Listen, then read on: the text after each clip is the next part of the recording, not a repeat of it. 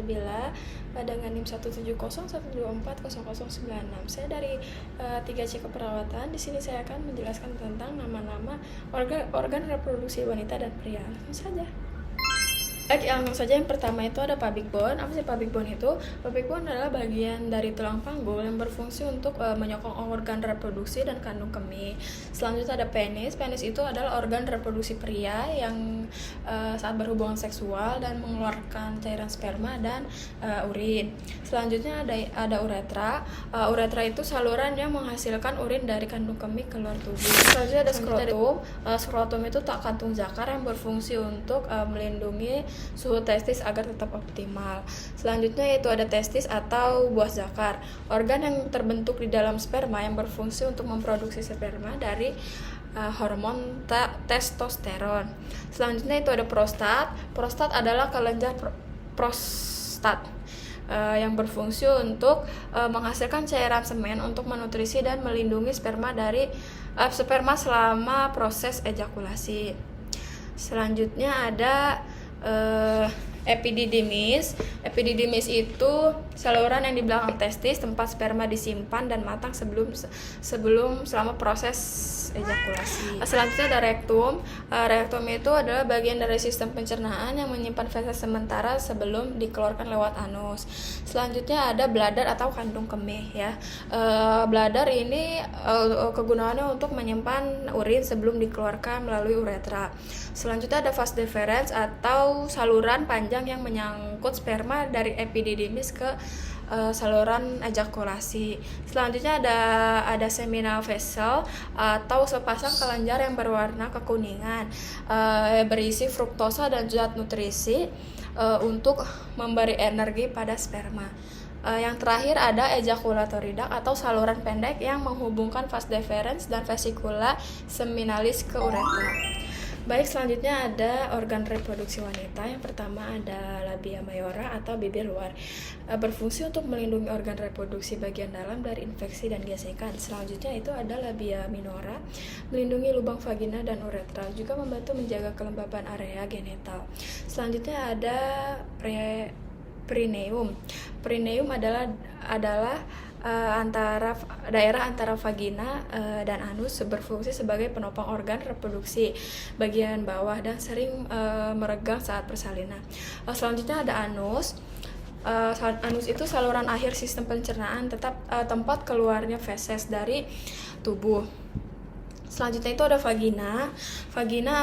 Vagina adalah saluran yang menghubungkan leher rahim ke luar tubuh, yaitu tempat keluarnya darah menstruasi dan jalan lahir saat persalinan dan tempat berhubungannya seksual.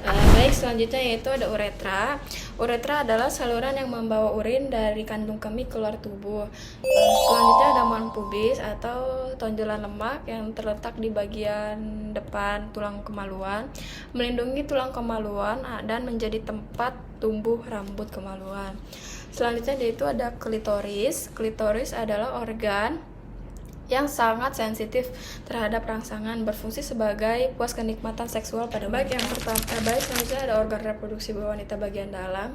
Yang pertama ada fimbriae, yaitu ujung bentuk jari-jari dari tuba falopi yang menangkap sel telur atau ovum.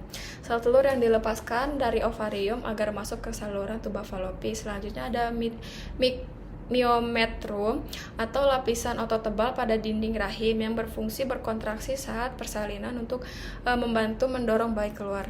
Yang ketiga ada cervical canal, yaitu saluran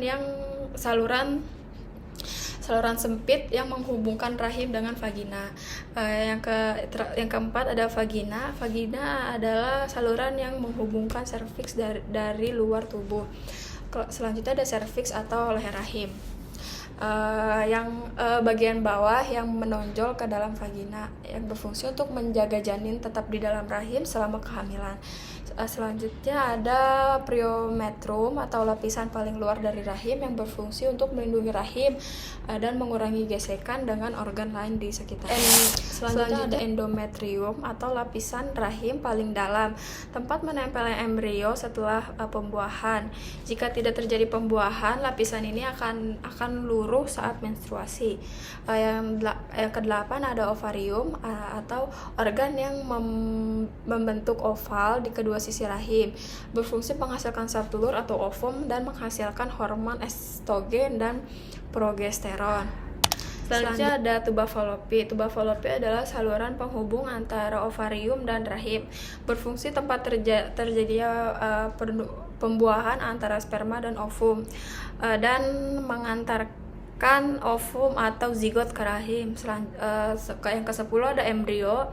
Embrio hasil dari awal pembuahan sel, telur, dan sperma yang berfungsi merupakan tempat awal perkembangan janin sebelum menjadi fetus atau janin lengkap. Ada uterine fundus, yaitu bagian atas rahim yang berbentuk buah, menjadi tempat percetakan tuba Fallopi.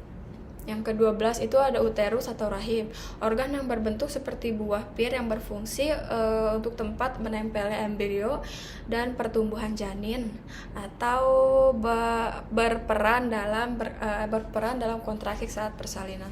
Yang terakhir ada ovarian ligamen yang berfungsi jaringan yang berfungsi yang menghubungkan ovarium dengan rahim, menjaga posisi ovarium agar tetap dekat dengan rahim. Baik teman-teman, itu dia penjelasan organ reproduksi pria dan wanita dari saya. Saya Lola Salsabila, pamit undur diri.